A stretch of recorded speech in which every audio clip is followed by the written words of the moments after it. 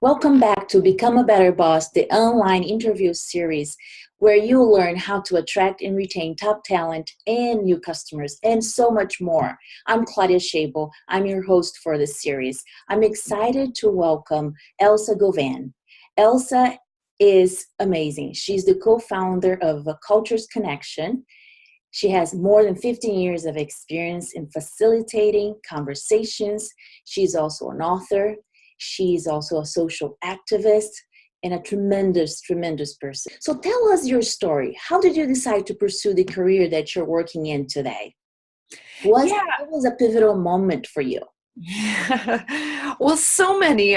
One thing that I know is that early on when I was in high school, I started to study with a Lakota elder and learn more about what I wasn't being taught about the First Nations folks in this country, about the people whose very land we were on, and yet we weren't learning the full history, nor about the thriving cultures that were on that land. And so one of the first things that I got involved with was political activism, going to a protest for the 500-year anniversary of the Columbus Day and being a part of that, learning from Native folks about their experience and their communities today.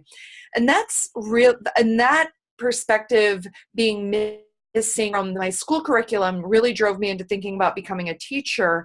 And then I worked as a classroom teacher with a focus on social justice for a number of years, and eventually ended up working in Seattle Public Schools' first Department of Equity and Race Relations, where my business partner, or future business partner, was the first Director of Equity and Race Relations. Her name is Dr. Caprice Hollins, and she hired me there. Our job descriptions literally said, eliminate institutional racism in Seattle Public Schools. So just a small job. A very small job.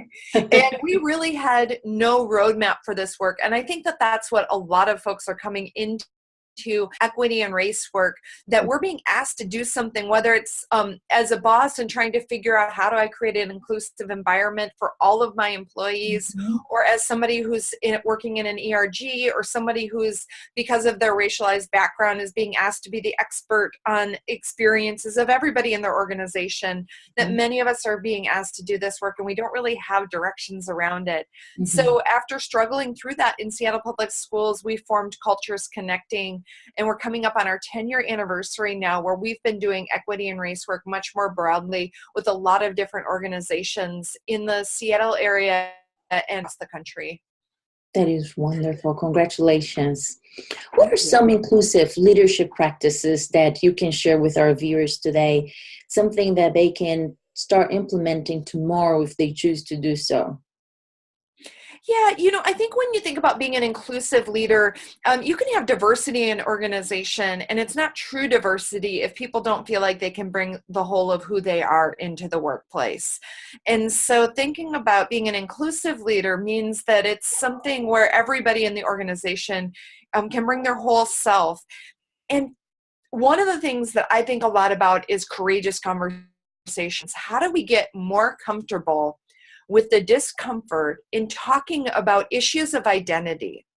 Because something that often happens is that when we talk about creating an inclusive work environment, that's still defined along white cultural norms of what professionalism means. And in essence, what that means is that people of color are then asked to leave a part of themselves behind. And when we start to have conversations about race in the work environment, I've heard people say that this is not an appropriate conversation, or why are we talking about this in the workplace? We're supposed to be doing this, this, and this. We're not supposed to be talking about these identity issues, as identity issues and who we are isn't wrapped up in how we do our jobs in workplace performance.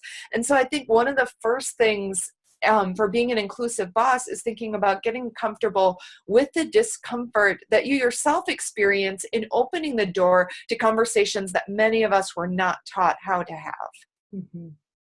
Thank you. What would you say someone who is considering becoming a boss, a manager, a leader, it can be a formal or informal role, what kind of insights would you give them to be a better boss? Anything that comes to mind for the first experience that you had as a leader in your community, maybe that you want to pass on? Well, I mean, so many things, but I would say going back to having the courageous conversations, being willing to take the risks. One of the ways that we often open up conversations is talking about taking risks, and in that, like, I'm going to talk about what fears I have going into the conversation. Mm-hmm. And actually, I just did a session yesterday with a group, and I asked them what fears they had, and then I asked, why would I have you talk about your fears? Mm-hmm. And many people said, because hearing the other people's fears then normalize that. And it allowed me to be more honest about things that I might not otherwise want to talk about or share, or let my coworkers see that I actually have some trepidation around these hard conversations, that we go on with these masks thinking that everybody knows what everybody knows. And instead, let's just open up and let's start talking about what our fears are. Mm-hmm. Another thing that I think about is that traditional leadership is often defined as somebody who has all of the answers, Mm-hmm. somebody that is the expert in their field, rather than somebody who is willing to be vulnerable and model and learn alongside other people. My business partner and I wrote a book, Diversity, Equity, and Inclusion Strategies for Facilitating Conversations on Race. And we do a 2-day session where we train trainers how to facilitate these conversations. One of the first things that I'll do is show a video of one of the worst mess ups that I've ever made as a trainer. Mm-hmm. And then I ask people in the room, what did you see this person doing well? What could she improve on? And I have never had happen in the session then people go, oh, I feel like you're not really equipped to teach me how to teach others because clearly you don't know how. People have more confidence in me. The fact that I'm willing to show my worst mistakes, model that for folks, open up and be vulnerable in front of the group, then other people open up around where they have learning to do. And as a boss, that's really what you want, is your employees to acknowledge, hey, these are where my growth points are, these are where my strengths are, and let's have some of those hard conversations. And I think particularly around issues of diversity, equity, and inclusion, these are areas that a lot of us feel like we should already know what to do. Mm-hmm. And the fact is that we don't have the training, and we have a lot of socialization that has taught us to do the exact opposite of what we should be doing in many of these situations. And so those are just a couple of things that come to the top of my head, and I'm sure that I could think of many more, Claudia. This was great. Thank you. When you talk about courageous conversations, immediately what comes to mind is all the opportunities that we have to engage in those courageous conversations, but we take a step back. Mm-hmm. Either because we're not prepared or because we don't think we have anything important to say or new to say. Because you are a facilitator with so many years of experience, how do you get a conversation started with people that are not used to having those conversations? Yeah. Well, and even people who are used to having those conversations, it's usually with like race groups where we talk more openly. So people of color usually have more experience having conversations about race than white people.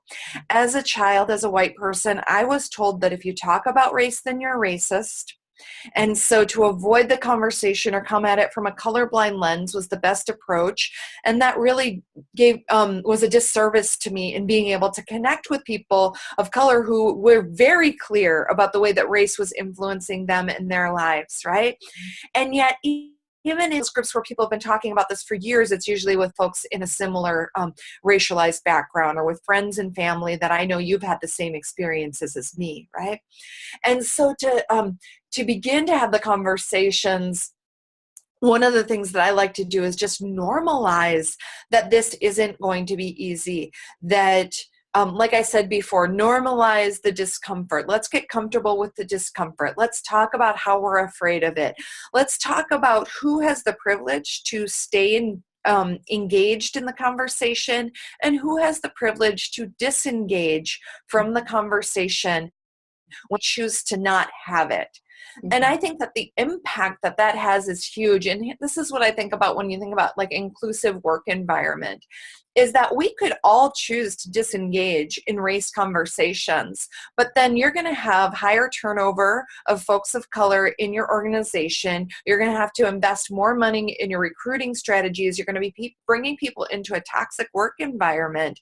And so I'd much rather have folks come into an environment that says, hey, we haven't figured it all out yet. We know that we haven't figured it all out yet. And I am really open to hearing what your feedback is and what your experiences are. And please come and talk to me about what's going on for you, so that if there is something that's creating a toxic climate, we can address that right now, rather than having be something that builds. Because what folks of color have told us over time in my work with Cultures Connecting is that it's not the one incident, it's the pattern.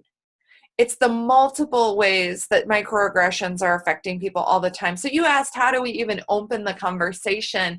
I think a lot of times people say, well, I don't have the right tools. I don't have the right strategy. I didn't know how to approach it. But what it really is the story in my head about what's going to happen as a result of me opening up the conversation. And it takes a little more bravery, and all of us asking ourselves, what do we risk if we don't have the conversation? If we don't have the conversation, what is going to change? Sexual harassment will continue if we do not risk saying me too. A workplace culture of racism cannot continue if white people and people of color alike are willing to step up and say, hey, that joke wasn't funny. That's great. I wish more people had the same passion that you have when it comes to those courageous conversations, because it's pretty interesting and vibrant how you come alive when you talk about those conversations. I am often thinking about what will happen in the context of diversity and inclusion in the near future in terms of conversations. I am often thinking, will people feel that we already have had all of those important conversations, or how will the dialogue evolve? Do you have thoughts along those lines? Do you catch yourself thinking like that as well?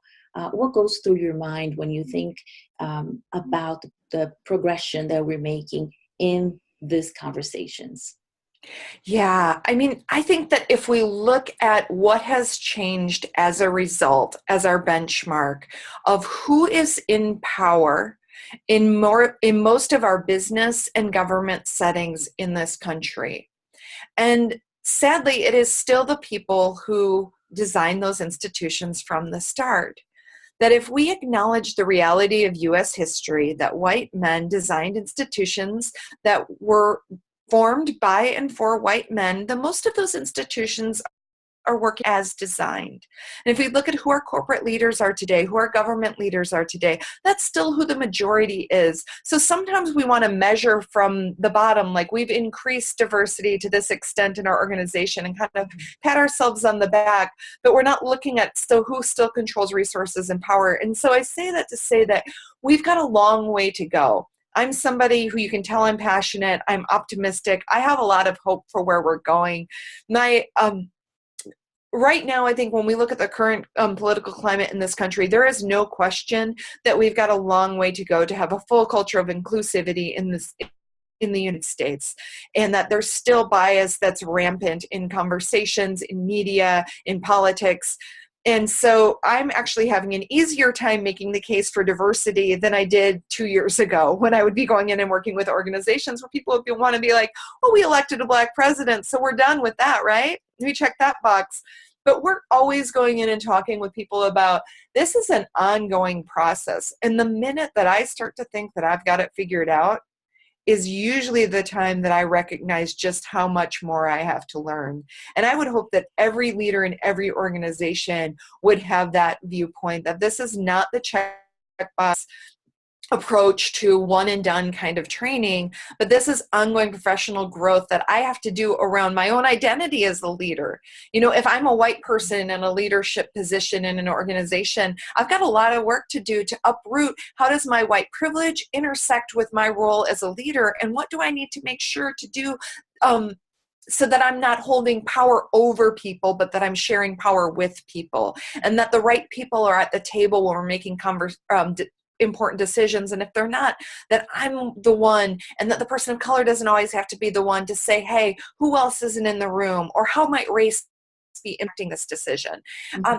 So those are the kinds of things that I think about. I think I just went down a tangent with you there, but I think that that this has to be seen as ongoing work. So the personal work, but also ongoing work to understand the complex ways that institutional power and practice has marginalized communities and given unearned advantages to others. And so what can leaders do to constantly examine our policies through an equity lens? At Culture is Connecting, part of what we're trying to do is help everyone in an organization develop the equity lens to apply to their particular job, their role. It's not my job to teach you how to do your job. My job to help you fully develop your equity lens and recognize the ongoing learning process that you have to do, and then take ownership of that so that you're not waiting for the workshop to take the next step. Very good. I want to touch on two things that you said. First, the privilege. We have been hearing a lot more about privilege, specifically white privilege. I wanted you to comment on that. Also, you mentioned on the equity lens. What does that actually mean? Can you just describe what that means to our viewers? I think some of them might be intrigued, so I would love to hear more about that. Yeah. So white privilege is a system of unearned advantages given to white people because of the way that they are read in the world. So I actually could say I don't see myself as white, but it doesn't really matter because the world sees and treats me as white, and I receive some unearned advantages. Sometimes I'll say that it's a privilege for me to not notice the absence of mistreatment. So I can go into a grocery store and I don't notice not being followed around the store. So I don't notice the absence of mistreatment. So sometimes my privilege, part of my privilege is the invisibility of my privilege. Part of my privilege is the normalization of my identity. And there's so many other aspects to it. And it can be personal, like interpersonal. It can be something like Band-Aids that are designed to match the color of my skin, to institutional, where policies and practices unintentionally oftentimes provide unearned advantages to white people while further marginalizing communities of color. And then, what was your other question? Equity lens. You talked about helping people develop their equity lens so they can understand how to bring that balance into their workplace.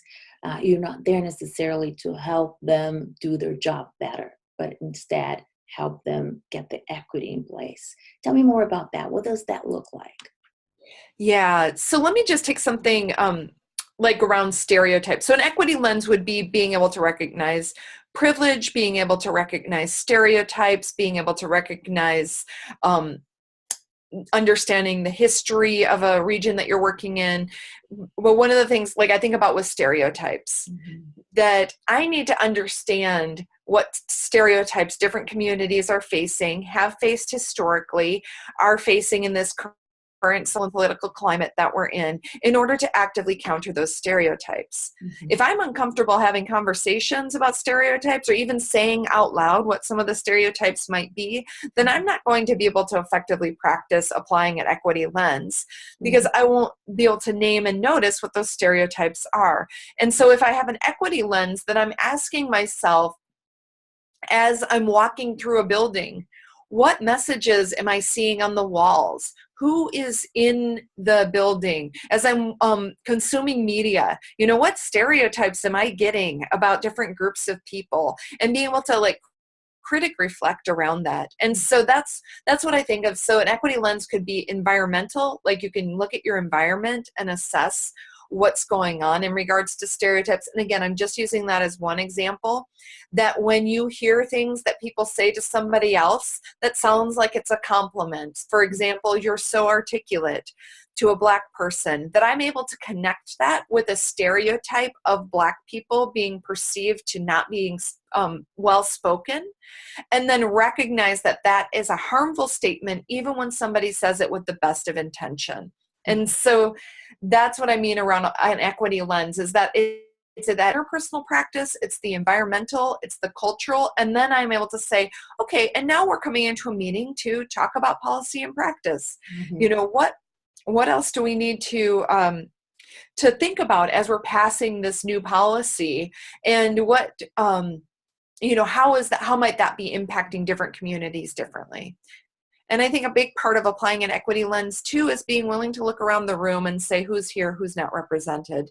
And if we're doing something that impacts communities, are there members of those communities in the room as we're making this decision? Very good. When you talked about equity lens, you made me think about microaggression. Would you like to talk about microaggression a little bit and tell us how that plays out in the workplace? Yeah, I mean, like saying you're so articulate, it's an example of a microaggression. It's the subtle, well-intended comments that people make, or sometimes well-intended. I always assume that they're well-intended, because if I assume that somebody is being nasty about something, then I'm probably going to approach them in a way that's kind of attacking, and then they're likely to attack back, and then we turn into enemies. Or I'll just avoid the conversation because I'll assume that they won't learn and grow anyway, so why should I even bother having the conversation?